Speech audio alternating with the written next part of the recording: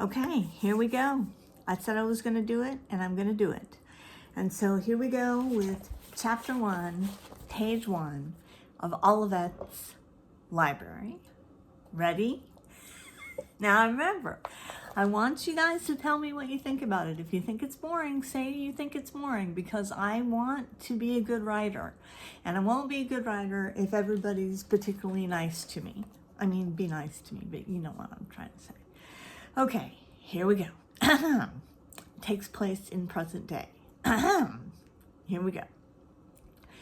Looking out the window in Dr. Sheridan's office, I watched a crimson maple leaf outlined in gold barely hang on to its tree as a breeze attempted to work it loose.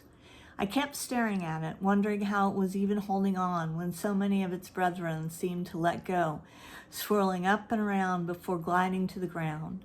One of the leaves fell gently on the shiny bald head of a man who was hurrying by. It reminded me of an anointment. I can't tell if you're listening to me when you turn away, Maggie.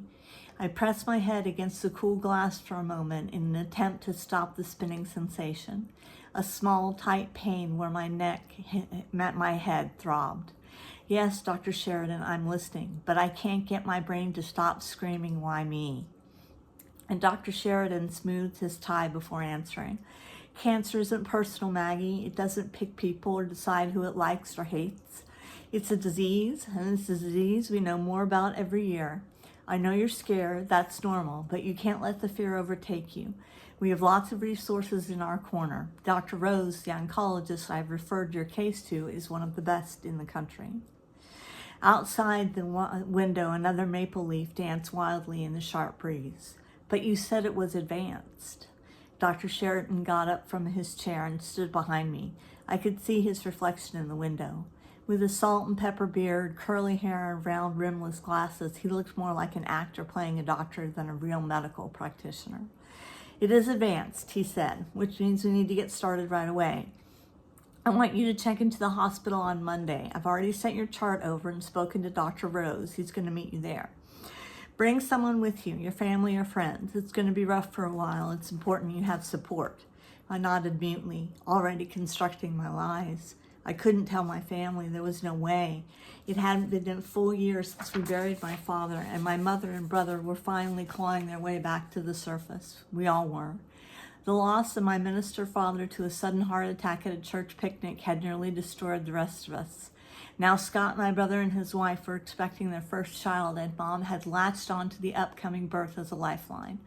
I knew she wouldn't survive a blow like this, her only daughter diagnosed with breast cancer at the age of 33. Dr. Sheridan was bending over his desk, scrawling something on a pad. He held a piece of paper out to me.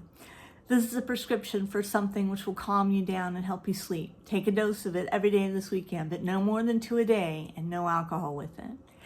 I reached out behind me and took it from him. I turned away from the window and picked up my purse. I wasn't crying, but I must have looked like it.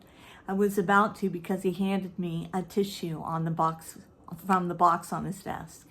You need to be strong and optimistic, Maggie. Attitude is everything. I'm not going to give up, and I don't want you to either. We can get through this. He sat back down in his chair, smoothed his tie, and lifted his chin. It almost made me laugh watching the vigor he put into his speech. I wanted to lash out at him, to ask him if he really believed all this we stuff. Sure, I said, why not? We all know buying a new blouse will make me feel so much better. I wanted to see that I had shocked him, and the snide tone of my voice had hurt him in some way, but he didn't look upset. He said, it's okay to be angry, Maggie. Anger can be helpful sometimes. I threw the door open and stumbled through the waiting room. Outside, leaning against the brick of the medical building, I started to cry.